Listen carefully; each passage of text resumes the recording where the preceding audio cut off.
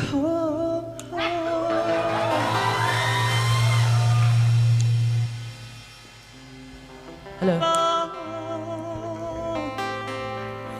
Dần đắng mà alam lova dần in khera ilang le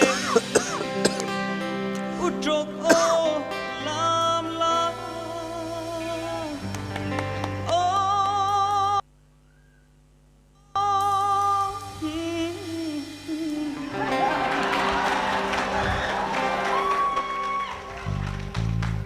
utrok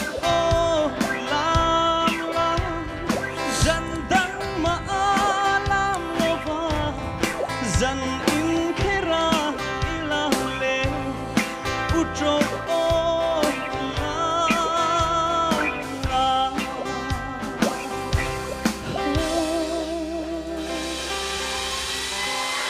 Amen. Le. Văn lòng em khá là khá